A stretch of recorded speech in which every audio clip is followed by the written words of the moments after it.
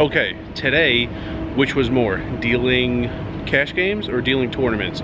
First, I need to tell you what I'm counting in this calculation. I'll tell you what I'm not counting, actually. Not counting the wage. The wage, which since July 1st, $12 an hour. Before that, the state minimum wage was $11.25. The wage isn't different. If I'm on the clock, I'm getting paid the wage. Whether I'm dealing cash, dealing tournaments, brushing, on break. That one day I was sitting in HR for a half hour. I'm getting the wage if I'm on the clock. So this does not count the wage. It also does not count tournament tips. On the tournament side, I'm just doing what I was guaranteed, which was $15 per hour for a no limit hold'em down, $20 per hour for a tournament down of any other game. Tips came in. At this point, at the time of filming, I haven't seen my final pay stub yet. On the first one, I got an extra 100 from tournament tips. On the second one, like an extra 3. On the third one, like an extra 750. So they come in. I never know them the day of. I know them when the pay period is done, and even like many days later when I actually see the pay stub. I'm not even counting that. I'm just counting the guarantees. Tournaments, what was guaranteed. Cash games, the cash tips I get when the hand is over, or when my down is over. When I'm dealing cash, I get cash tips from players. Those are the only two things I'm comparing. Tournaments, the guaranteed down rate. Cash games, the cash tips. Okay, so tournaments. On this side, I guess I'm going. Tournaments, I'll spare you the math. I'll tell you what I did. Just put a simple number up in a few seconds.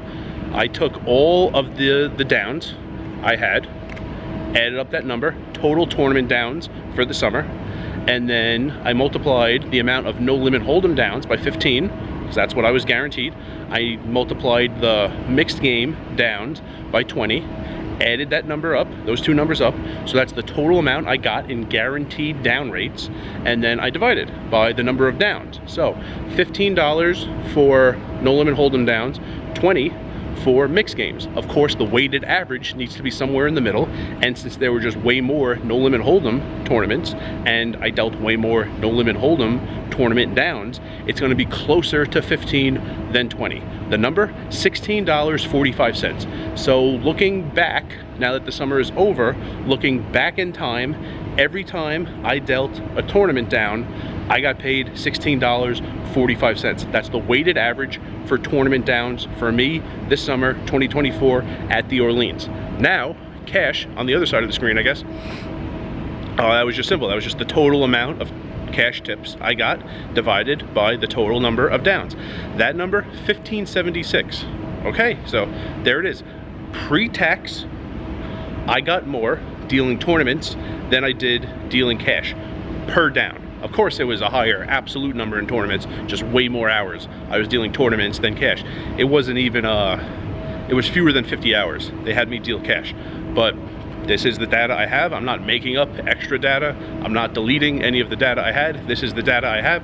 Pre-tax, tournaments with the guaranteed down rate, $16.45 per down.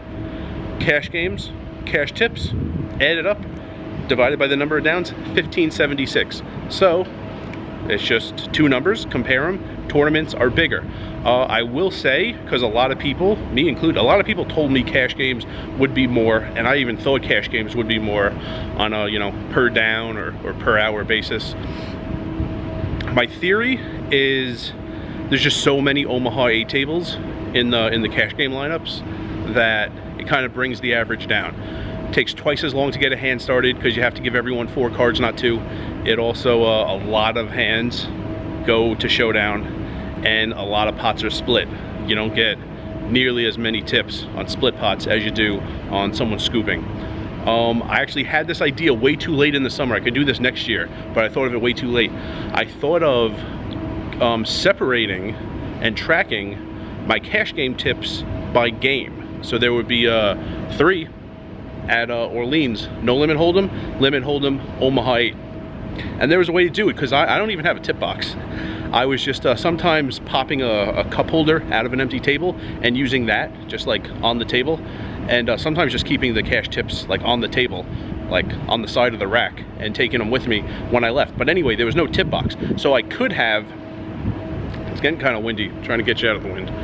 I could have, you know, every time I dealt a no limit table, when I was done, I could have like put those chips in my right pocket.